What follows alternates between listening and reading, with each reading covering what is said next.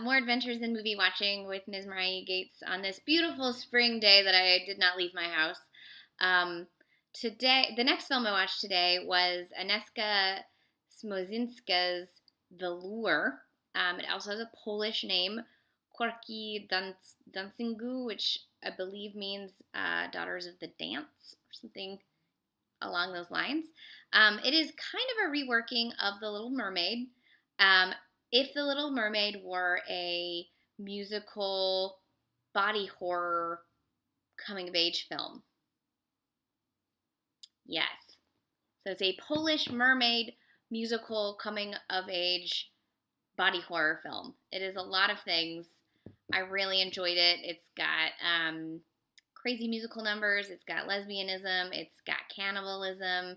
It's got commentary on both the exploitation of women and immigrants.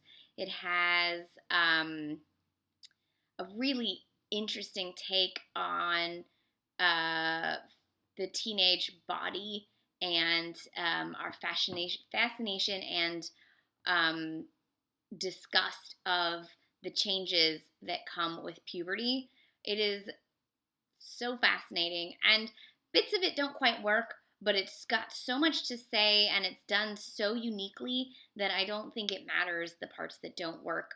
I found a few interviews with the filmmaker that was explaining that it was sort of quasi-inspired by some musicians who in the 80s grew up in their mother's dance clubs. That's why it's set in the 80s, and it's inspired by some of the shenanigans that went on as they saw go on anyways as a child in these dance clubs in the 80s in Poland. But also she did some research on like 13th and 14th century tales of mermaids and how they were described as the cousins of monsters, and so you get a very horrific, monstrous mermaid instead of the like sweet, cute, kind of girly, for lack of a better word, mermaid that we get in a lot of films. But if you look at old art of mermaids, even just 100, 200 years ago, it's really they lure men to their death. It's kind of fantastic. I love mermaids, but I specifically love like dark, horrific mermaids. So this was a good movie for me. It's like a rock opera. It clearly takes a lot of inspiration from Bob Fosse. You can really, really see all that jazz in a couple of the moments. Plus a couple of the sort of musical moments that take place off the stage, and then the stage nightclub musical moments feel like cabaret. And so what's not to love with a sort of Bob Fosse-esque cannibal lesbian mermaid body horror film? Like there's just so much going on in this movie.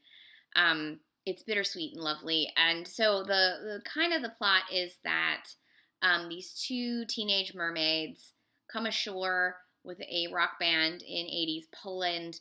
They join the band. They later become the headliners at this club.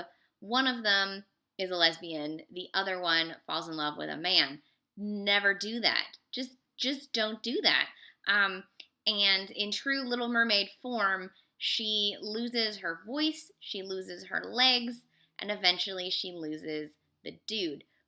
But because this is not Hans Christian Andersen, this is in the hands of sort of, I hate to use this phrase, but a feminist filmmaker. She takes this story and this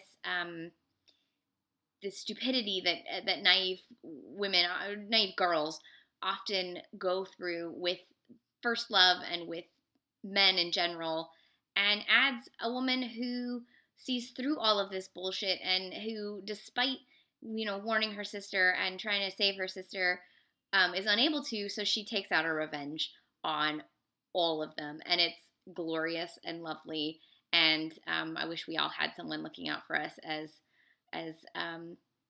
closely as these sisters have. So this is The Lure. I really enjoyed it. It's out on Criterion Blu-ray, but it's also on Filmstruck with two shorts also directed by Agnieszka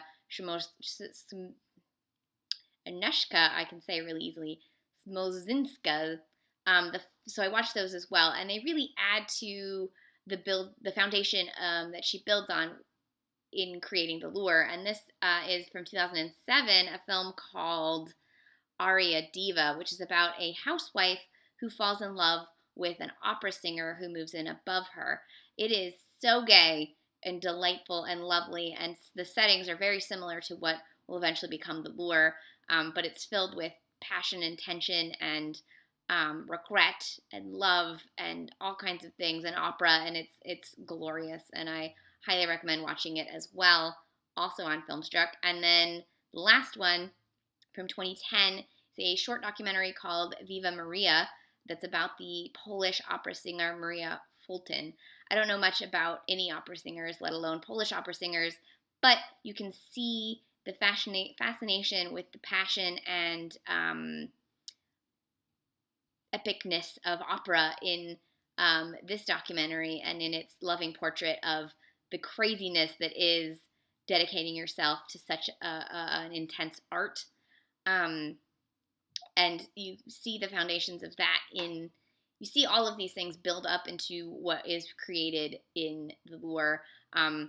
Almost wish I'd watched the shorts first and then the lure, but as always, most people end up seeing, a feature film and then going back and revisiting the shorts. So I recommend either way watching them. Definitely a strong point of view from this filmmaker, and her next project is a rock opera using the music of David Bowie, so I am obviously very intrigued and can't wait to see that. I hope she gets the rights to all the Bowie songs. So watch The Lure, Viva Maria, and Aria Diva on Filmstruck, on Criterion Channel on Filmstruck, or you can get the DVD Blu-ray from Criterion as well. Watch everything. Your life will be different afterwards. You'll never look at mermaids the same way again. And then if you need to cleanse, I recommend Aquamarine. It's a great, sweet teen friendship mermaid film, also directed by a woman, and would make a fun double feature, I think, of the darker side of mermaids and the lighter side of mermaids, and all of it's about the sisterhood of looking out for each other as women. So, or mer women, whatever. Yeah, enjoy it. Have a good Saturday.